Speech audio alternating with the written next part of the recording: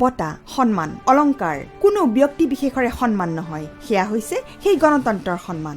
যদি কোনোবাই উন্নয়নেৰে জড়িত হোৱাৰ আৰু সকলোকে সংযুক্ত কৰাৰ সপোন দেখে, তেন্তে তেওঁলোকে ইয়াক পূৰণ কৰিব পাৰে। পদ্ম সন্মান এনেকুৱা এক স্বীকৃতি য'ত সমাজৰ সকলো শ্ৰেণীৰ লোক অন্তৰ্ভুক্ত হৈ আছে, যিয়ে তেওঁলোকৰ প্ৰত্যাহ্বানবোৰক প্ৰতিহত কৰি সমাজৰ পৰিৱৰ্তন সাধন কৰাত আগভাগ লৈছে। আমাৰ পদ্মৰ এই কাৰ্যক্ৰমলৈ আপোনালোক সকলোকে মই ঋতু বৰ্মাই স্বাগতম জনাইছো। আমি আজি আপোনালোকক দেশৰ কেইগৰাকীমান নায়ক আৰু নায়িকাৰ সৈতে পৰিচয় কৰাই দিম।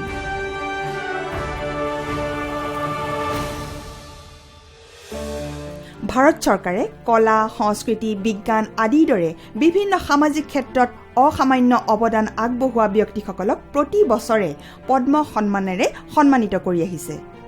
স্বাধীনতাৰ পিছৰে পৰা ভাৰতে বিজ্ঞানৰ ক্ষেত্ৰখনত এগুণ দুগুণকৈ অগ্ৰগতি লাভ কৰিছে। কিন্তু এই সময়তো এনে কিছু সংখ্যক বিদ্বান আছে যিয়ে সম্পদ সংসাধনৰ অভাৱ সত্ত্বেও কঠিন ক্ষেত্ৰসমূহত তেওঁলোকৰ সফলতাৰ কাহিনী ৰচনা কৰিবলৈ সক্ষম হৈছে। ডক্টৰ ৰাধা চৰণ গুপ্তাক ভাৰতৰ গাণিতিক ইতিহাসলৈ আগবঢ়োৱা অসামান্য অৱদানৰ বাবে পদ্মশ্ৰী সন্মান প্ৰদান কৰা হৈছে। তেওঁ ভাৰতীয় গাণিতিক ইতিহাসৰ বিশেষকৈ ত্ৰিকোণমিতিৰ বহুতো ৰহস্য উন্মোচন কৰিছে আৰু এই ক্ষেত্ৰত ভাৰতক বিশ্বজোৰা সফলতা প্ৰদান কৰিছে।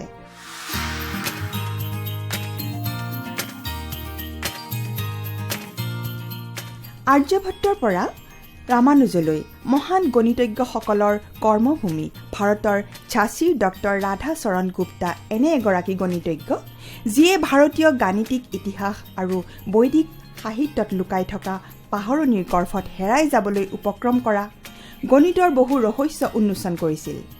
বিশেষকৈ ত্ৰিকোণমিতিলৈ তেওঁৰ অৱদান অমূল্য আছিল। 87 বছৰীয়া ডক্টৰ ৰাধাচৰণ গুপ্তাৰ নামত 500খনতকৈও অধিক গৱেষণা পত্ৰ আৰু শ শ কিতাপ আছে। তেওঁ ভাৰতীয় গাণিতিক সমাজৰ প্ৰথমগৰাকী প্ৰতিনিধি আছিল।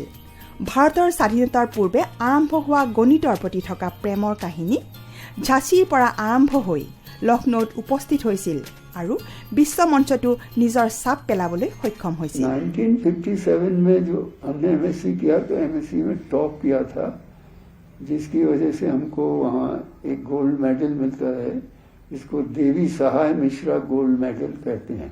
जैसे ही हमने पीएचडी की, हमारा पीएचडी वर्क देख के या हमारे छपे हुए शोध पत्र देख के और कई कारणों से हमको जो वो कमीशन था उसके जो चेयरमैन थे उनने हमें भारत का प्रतिनिधि उस कमीशन में नियुक्त कर दिया। 1972 में ही मैंने प्राचीन भारतीय गणित का देश और विदेशों में खूब प्रचार किया। तो इस तरह से मेरा काम जो है वो गणित के इतिहास में और प्राचीन भारतीय गणित में है। मैं इस बात की कोई चिंता कभी नहीं करता रहा कि मुझे कोई इनाम मिल रहा है नहीं मिल रहा है, कोई हमको पूछ रहा है नहीं पूछ रहा है, या कोई मैं तो अपनी धुन में मैं ये समझता रहा कि भगवान ने हमें गणित के इतिहास में काम करने के लिए भेजा है और मैं तन मन धन से उसी में लगा रहा और आज भी लगा हुआ हूँ। अब भारत सरकार ने भी रिकॉग्नाइज किया है, मुझे बड़ी खुशी है और मैं भारत सरकार को धन्यवाद देता हूँ।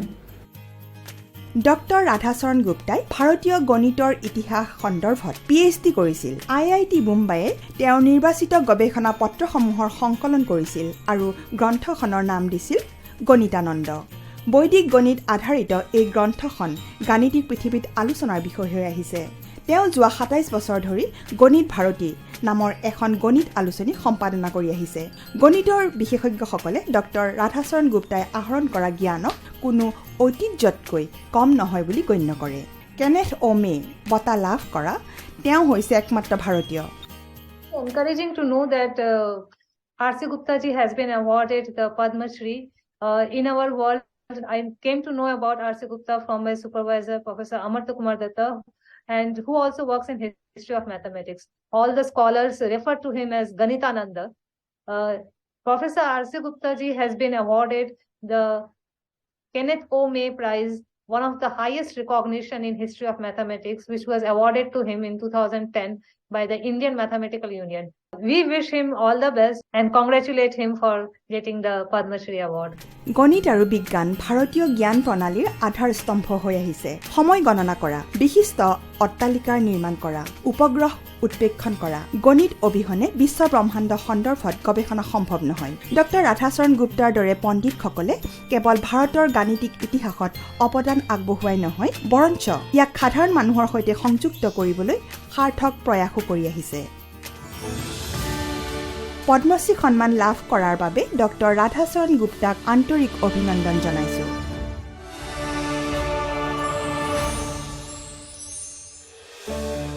ভাৰতৰ মাটিত দেশপ্ৰেম আৰু সমাজ সেৱা সৰ্বত্ৰে সিঁচৰিত হৈ আছে। আৰু এটা প্ৰজন্ম এনে আছিল যিয়ে দেশৰ প্ৰতি প্ৰেমৰ অনুভূতিক সমাজ সেৱাৰে জড়িত কৰি লৈছিল। কেৰালাৰ বিশিষ্ট গান্ধীবাদী VP আপুকুট্টন পাৰুৱালক পদ্মশ্ৰী সন্মান প্ৰদান কৰা হৈছে। তেওঁ যোৱা 8টা দশক ধৰি সমাজৰ দুৰ্বল শ্ৰেণীৰ উন্নতিৰ বাবে কাম কৰি আহিছে। 1942 চনৰ ভাৰত ত্যাগ আন্দোলনত তেওঁ সক্ৰিয়ভাৱে অংশগ্ৰহণ কৰিছিল। খাদীৰ এগৰাকী সমৰ্থক হোৱাৰ লগতে তেওঁ এগৰাকী প্ৰখ্যাত সংস্কৃত পণ্ডিতো।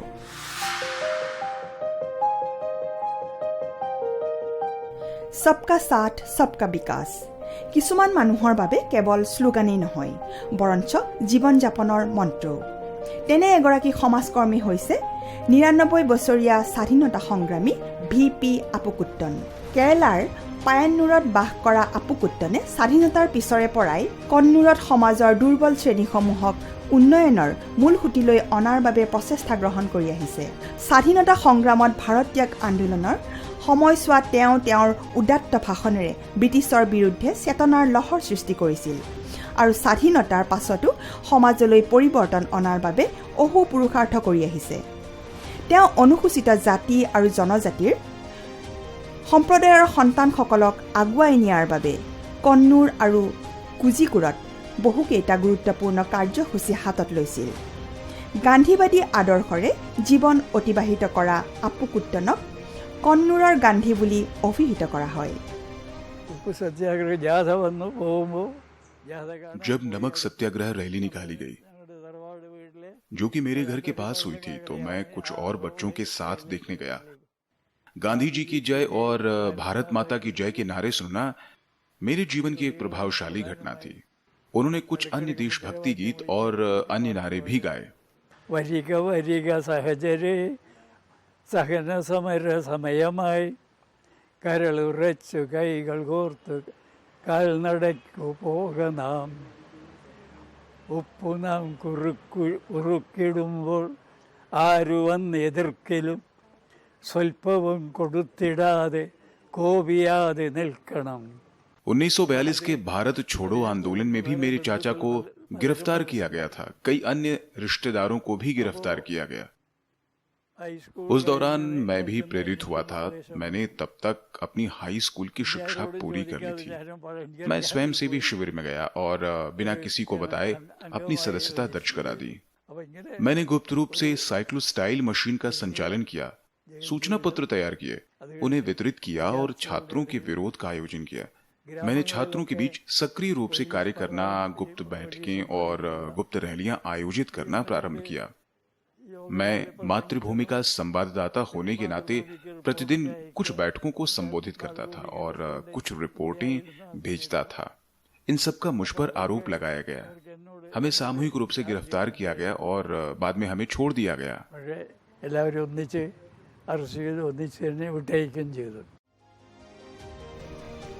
এগৰাকী প্ৰখ্যাত সংস্কৃত পণ্ডিত শ্ৰী VV আপুকুট্টন এজন গান্ধীবাদী চিন্তাবিদ। যোৱা 8টা দশক ধৰি সমাজৰ পিছপৰা শ্ৰেণীসমূহৰ উন্নতিৰ বাবে কঠোৰ পৰিশ্ৰম কৰি আহিছে। তেওঁ খাদী সামগ্ৰীৰ প্ৰচাৰত এক গুৰুত্বপূৰ্ণ ভূমিকা পালন কৰি আহিছে। ভূদান অভিযানতো তেওঁ সক্ৰিয়ভাৱে অংশগ্ৰহণ কৰিছিল। তেওঁ দীৰ্ঘদিন ধৰি গান্ধী স্মাৰক নিধি ভাৰতীয় সংস্কৃত প্ৰচাৰ সভাৰ সৈতেও জড়িত আছিল। केरल के गांधीवादी आदरणीय श्री VP अप्पुकुट्ट पुदवाल जी को, जो कन्नूर के गांधी के नाम से प्रसिद्ध हैं, पद्मश्री पुरस्कार से सम्मानित किया गया है, जो देश को गौरवान्वित करता है। मैं जब भी गांधी कथा सुनाती हूँ तो देश के विभिन्न भागों में जाने का अवसर मिलता है, और उस समय भी बहुत सारे लोग जो इस प्रकार से गांधी जी के विचारों के लिए समर्पित है, जिन्होंने उनके कहने के अनुसार ही जीवन जिया है, उनके बारे में उदाहरण देती हूँ। तो अब से मुझे एक बहुत सुंदर संयोग मिल गया है कि मैं पुदवाल जी का भी पूरा अनुभव लोगों को सुनाऊं। পদ্মশ্ৰী সন্মানেৰে সন্মানিত হোৱাৰ বাবে শ্ৰী VP আপুকুট্টন পাৰুৱালক আন্তৰিক অভিনন্দন জনাইছো।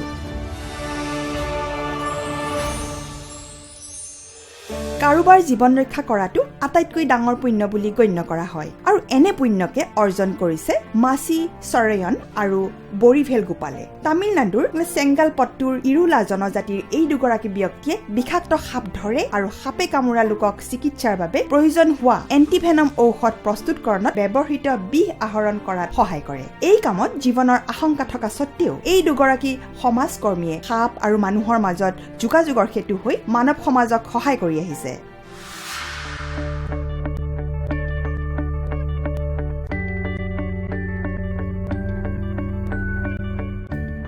তামিলনাডুৰ চেংগালপট্টুৰ ইৰুলা জনজাতিৰ এই দুগৰাকী বিশ্বজোৰা খ্যাতিসম্পন্ন সৰ্প বিশেষজ্ঞ মাচি চৰেয়ন আৰু বৰিভেল গোপালে মনোৰঞ্জনৰ বাবে নহয়, বৰং মানুহৰ সমস্যা দূৰ কৰিবলৈহে বিপদসংকুল পৰম্পৰাগত কামত নিয়োজিত হৈ আহিছে। নিজৰ কামপীঠত তেওঁলোক ইমানেই দক্ষ যে তেওঁলোকে সাপ ধৰাৰ ক্ষেত্ৰত থকা তেওঁলোকৰ দক্ষতা পৃথিৱীৰ বিভিন্ন প্ৰান্তত দেখুৱাইছে আৰু এই বিষয়ে বহুজনক प्रशिक्षण दी আহিছে। हम पीढ़ियों से सांप पकड़ने का काम करते आ रहे हैं। हम छोटी उम्र से सांप पकड़ रहे हैं। दास बिटर ने विदेशों में सांप पकड़ने के तरीके और उनसे जहर निकालने के तरीके देखे। उन्होंने हम जैसे लोगों की जिंदगियां सुधारने की सोची। उन्होंने हमारे कबीले के 360 लोगों को इकट्ठा किया और एक मगरमच्छ फार्म स्थापित किया, और फिर हम सभी के लिए सांप पकड़ने का लाइसेंस लिया। उन्होंने हमें व्यापार करने में मदद की। हमारे बारे में जानकर हमें विदेश में सांप पकड़ने ले जाया गया। 2017 में हम अमेरिका गए, 2 महीने रुके और 31 अजगर पकड़े। जिस स्थान पर हम अरियालूर में काम कर रहे थे, उन्होंने हमें बताया कि हमारे काम के लिए हमें पद्मश्री पुरस्कार मिलने जा रहा है, और अरियालूर के जिला कलेक्टर ने हमें सबसे पहले बुलाया और सम्मानित किया। और फिर हम दिल्ली गए, जहां उन्होंने हमें पद्मश्री पुरस्कार दिया। हम इसके लिए राष्ट्रपति द्रौपदी जी और प्रधानमंत्री नरेंद्र मोदी जी का बहुत बहुत धन्यवाद देते हैं। सांप पकड़ना हमारे माता पिता के समय से हमारा पेशा रहा है, और हम इस पद्मश्री पुरस्कार को पाकर गर्व महसूस कर रहे हैं, और हम राष्ट्रपति द्रौपदी मुर्मू और भारत के प्रधानमंत्री नरेंद्र मोदी के आभारी हैं। हम अपने बच्चों को पढ़ाएंगे, हम उनको अपनी तरह अनपढ़ नहीं रखेंगे। டெய்லியும் கூலிக்கு போனால் தான் உண்டு, கூலிக்கு போகலனா எங்களுக்கு சாப்பாடு இருக்காது। ইৰুলাসকল ভাৰতৰ অন্যতম পুৰণি সম্প্ৰদায় আৰু প্ৰকৃতিৰ সৈতে তেওঁলোকৰ গভীৰ সম্পৰ্ক আছে।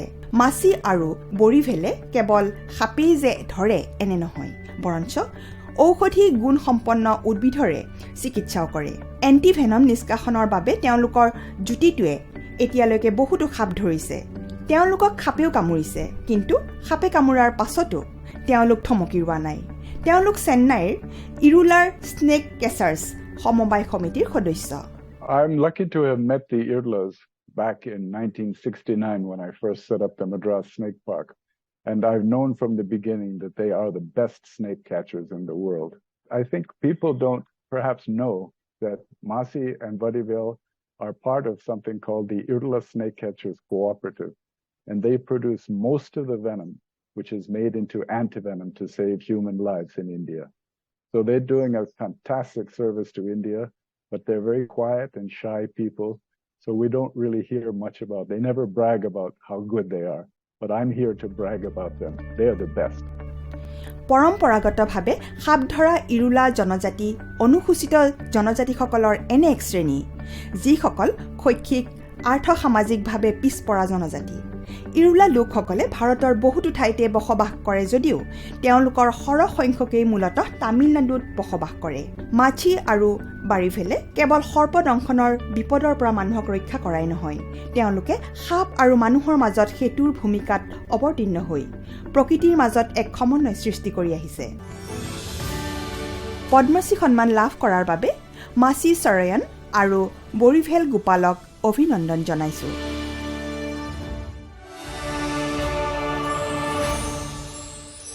আমি যেতিয়া এখন সমাৱেশী সমাজৰ সপোন দেখো, তেতিয়া সমাজৰ আটাইতকৈ শেষৰ শাৰীটোত থকা ব্যক্তিজনৰ কাষ পৰ্যন্ত উন্নয়নৰ বাৰ্তা সম্প্ৰসাৰিত হ'বৰ বাবে মনত সেই বিশ্বাস উপজিব লাগিব। ভাল কথাটো হৈছে এই বিশ্বাসক সত্য প্ৰমাণিত কৰিবলৈ একাংশ সমাজসেৱী আগবাঢ়ি আহে, যিসকলৰ নিজৰ জীৱন প্ৰত্যাহ্বানেৰে ভৰি থাকে, যদিও তেওঁলোকে সমাজৰ উন্নতিৰ ক্ষেত্ৰত সদায় আগভাগ লৈ আহিছে। গুজৰাটৰ গিৰ অৰণ্যৰ সিদ্ধি সম্প্ৰদায়ৰ সদস্য হীৰাবাই ইব্ৰাহিম লুবিয়ে নিজে শিক্ষিত নোহোৱা স্বত্তেও হাজাৰ হাজাৰ জনজাতীয় মহিলাক আত্মনিৰ্ভৰশীল কৰি তুলিছে। সমাজ সেৱাৰ ক্ষেত্ৰখনলৈ আগবঢ়োৱা অসামান্য অৱদানৰ বাবে তেওঁক পদ্মশ্ৰী সন্মান প্ৰদান কৰা হৈছে।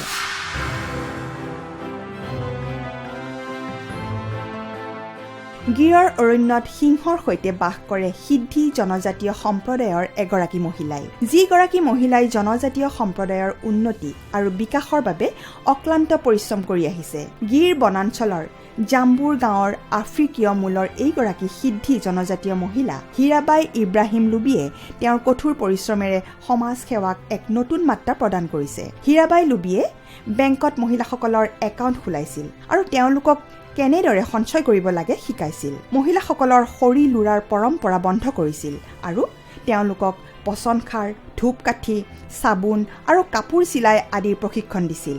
বেংকৰ পৰা ঋণ উলিয়াই দি তেওঁ মহিলাসকলক গৰু আৰু মহৰ দৰে পোহনীয়া জন্তুৰ বাবে আৱাস নিৰ্মাণ কৰাত সহায় কৰিছিল, যাতে তেওঁলোকে পশুপালনৰে জীৱিকা নিৰ্বাহৰ নতুন পৰম্পৰাত নিজকে জড়িত কৰিব পাৰে। তেওঁ সিদ্ধি সম্প্ৰদায়ৰ শিশুসকলক মৌলিক শিক্ষা প্ৰদান কৰাৰ মহান চিন্তাৰে কেইবাখনো শিশু বিদ্যালয় আৰু অংগনবাড়ী আৰম্ভ কৰিছিল। হীৰাবাইৰ এই প্ৰচেষ্টাৰে জাম্বুৰৰ মহিলাসকলে কেৱল গেলামালৰ দোকান, চিলাই আদিৰ কাম কৰি পৰিয়ালবোৰক সহায় কৰাই নহয়, তেওঁলোকক আজি নিজৰ ভৰিত নিজে থিয় হ'ব পৰা কৰিছে। তেওঁ গাঁৱৰ উন্নয়নৰ বাবে নিজে লাভ কৰা পুৰস্কাৰৰ ধনৰাশিও খৰচ কৰি আহিছে। मुझे विचार आया रेडियो से, क्योंकि मैं बचपन से ही रेडियो सुनती थी। पहले आदिवासी महिलाएं दवाई की बूंद बच्चों को नहीं पिलाती थी, किसी को कुछ खबर ही नहीं थी, सब अल्लाह के भरोसे चलता था। गांव में काटी हुई लकड़ी बिकती थी तो गुजारा चलता था, नहीं तो भूखे सो जाते थे। हालत बहुत बुरी थी। एक छोटा सा स्कूल था, स्कूल में कोई बच्चा जाए ना जाए किसी को मतलब नहीं था। पर मैंने जब से कार्य शुरू किया तब से मेरा एक ही सपना था, मेरे आदिवासी समाज के लिए एक स्कूल बनाऊं। महिलाएं जंगल से लकड़ी काटती थी, वो बंद कराकर महिलाओं को खाद बनाना सिखाया। एक बहन को 15 दिन खाद बनाने के एवज में 5000 रुपए मिले तो सब इसी काम में जुट गए। मैंने जंगल बोया नहीं, पर मैंने जंगल को बचाने का काम किया है। आज हमारे गांव में हर घर में नल है, पानी आ रहा है, सब मोदी जी ने करवाया है। मोदी साहब यहाँ 24 घंटे बिजली दे रहे हैं, इसीलिए हमारे किसानों को बहुत ही फायदा हो रहा है। मेरे पास अब 45,000 महिलाओं का संगठन है। मैंने गांव-गांव में महिलाओं के लिए समूह बनाए हैं, महिलाओं को लोन दिया है, पशुपालन के लिए, धंधा रोजगार के लिए लोन दिलवाया है। मुझे बेहद खुशी है कि मोदी साहब ने मेरा जूनागढ़ में ही ध्यान नहीं रखा, बल्कि दिल्ली जाकर भी वे मुझे भूले नहीं।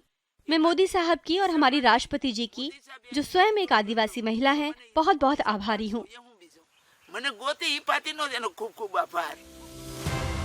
হীৰাবাই কেতিয়াও স্কুললৈ যোৱা নাছিল। ৰেডিঅ'ৰ পৰা শুনি শুনিয়েই তেওঁ প্ৰয়োজনীয় জ্ঞান লাভ কৰিছিল। মহিলাৰ সৈতে সম্পৰ্কিত উন্নয়নমূলক আঁচনিয়েই হওক বা জৈৱিক সাৰ প্ৰস্তুত কৰাই হওক, তেওঁ এই সকলো তথ্য ৰেডিঅ'ৰ পৰাই লাভ কৰিছিল। শৈশৱতে তেওঁ মাক দেউতাকক হেৰুৱাইছিল, কিন্তু আজি তেওঁ হাজাৰ হাজাৰ মহিলাৰ মাতৃ হৈ তেওঁলোকক জীয়াই থকাৰ পথ দেখুৱাইছে।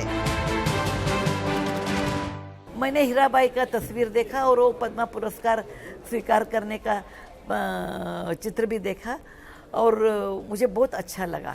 एक है उनका एजुकेशन नहीं है, लेकिन कितने लोग सिद्धि लोगों को एजुकेशन दे रहे हैं, और एक महिला को इतना आसान नहीं है, और उधर पैसा नहीं है, मदद नहीं है, ऐसे लोगों को हम सलाम करते हैं। পূব আফ্ৰিকীয় মূলৰ সিদ্ধি সম্প্ৰদায়ক ইছলাম শাসকসকলে দাস হিচাপে ভাৰতলৈ আনিছিল। এই সম্পৰ্কীয় আটাইতকৈ পুৰণি তথ্যটো হৈছে খ্ৰীষ্টীয় একাদশ শতিকাৰ পিছলৈ চতুৰ্দশৰ পৰা সপ্তদশ শতিকালৈকে তেওঁলোকক নবাব আৰু চুলতানাসকলে সৈনিক বা দাস হিচাপে আনিছিল। গুজৰাটৰ সিদ্ধি সম্প্ৰদায়ক ভাৰত চৰকাৰে অনুসূচিত জনজাতিৰ তালিকাত অন্তৰ্ভুক্ত কৰিছে। হীৰাবাই লুবিৰ দৰে মহিলা হৈছে এই সত্যৰ এক শক্তিশালী উদাহৰণ যে যদি এগৰাকী মহিলা সংকল্পবদ্ধ হয় তেন্তে কোনো শক্তিয়ে তেওঁক আগবাঢ়ি যোৱাত বাধা দিব নোৱাৰে। পদ্মশ্ৰী সন্মান লাভ কৰা হীৰাবাই লুবিক আন্তৰিক অভিনন্দন জ্ঞাপন কৰিছোঁ।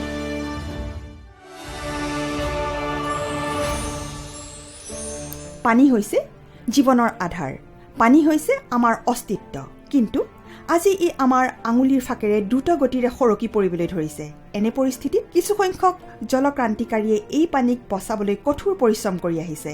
18 বছৰ বয়সত তেওঁ তেওঁৰ গাঁওখনৰ ছবি সলনি কৰা আৰু পানী সঞ্চয় কৰাৰ কৌশলেৰে 50খনতকৈও অধিক গাঁৱৰ ছবি সলনি কৰিছিল।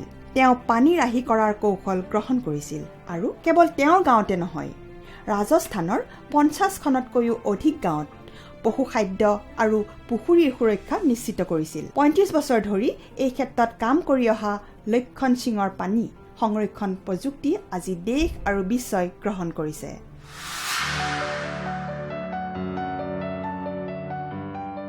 ৰহিমন পানী ৰাখিয়ে বিন পানী সবচোন, অৰ্থাৎ পানীয়েহে জীৱন ৰাখিব, পানী অবিহনে সকলো শূন্য।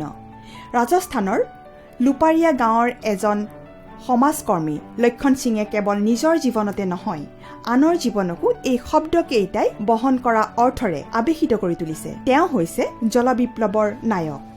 লক্ষণ সিঙে পানী সঞ্চয়ৰ বুদ্ধিদীপ্ত কৌশলেৰে 50খনতকৈও অধিক গাঁৱৰ ছবি সলনি কৰিছিল আৰু ইয়াৰ বাবে অভিযান আৰম্ভ কৰিছিল। পুখুৰীবোৰ পুনৰুজ্জীৱিত কৰা হৈছিল আৰু চৰণীয়া পথাৰবোৰো ৰক্ষা কৰা হৈছিল। তেওঁ নিজেও শ্ৰমদান কৰিছিল। লক্ষণ সিঙে 18 বছৰ বয়সৰ পৰাই পানী সংৰক্ষণৰ বাবে কাম কৰি আহিছে।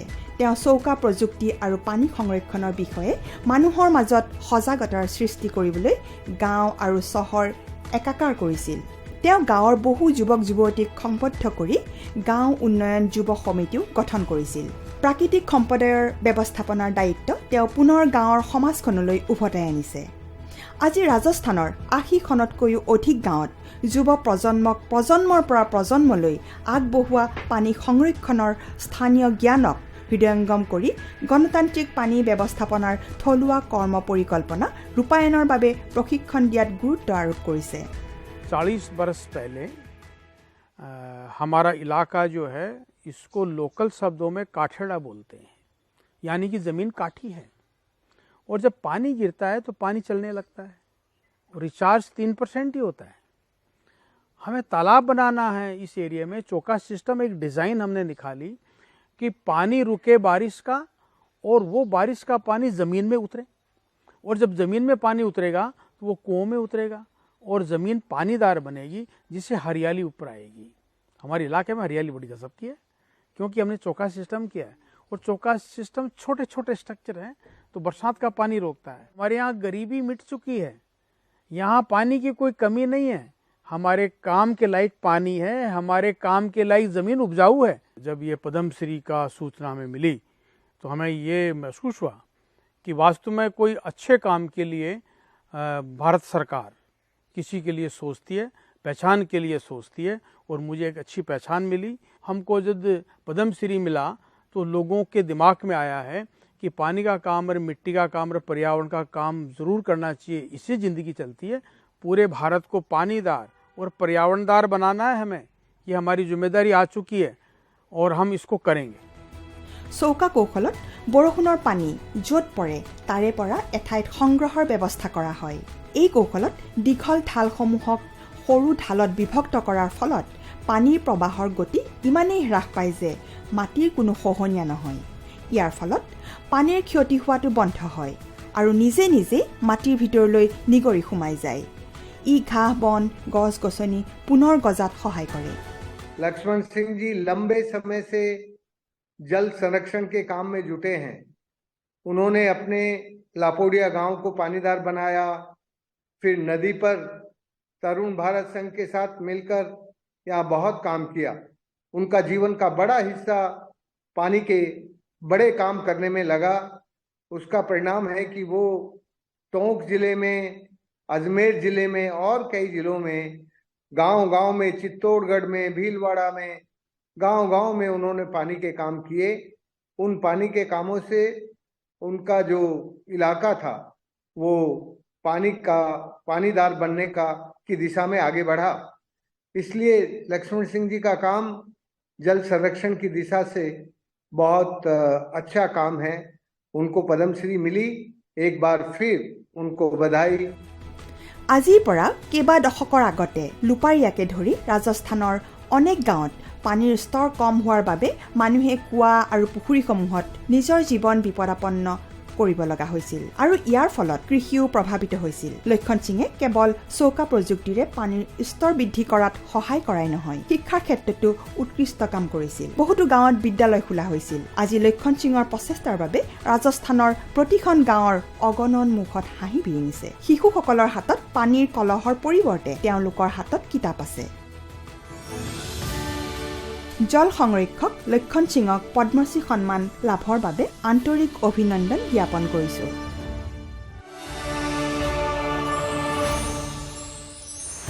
আমাৰ পদ্মৰ এই খণ্ডটোত আমি আপোনালোকক দেশৰ সেইসকল নায়কৰ সৈতে পৰিচয় কৰাই দিছো যিসকলে দেশৰ এক ডাঙৰ পৰিৱৰ্তনৰ ইংগিত বহন কৰিছে। আমাৰ পদ্মৰ এই খণ্ডটো আজিলৈ ইমানেই। পিছে এই প্ৰক্ৰিয়া অব্যাহত থাকিব আৰু আমি আপোনালোকক দেশৰ অগণন নায়ক আৰু নায়িকাৰে পৰিচয় কৰাই দিম।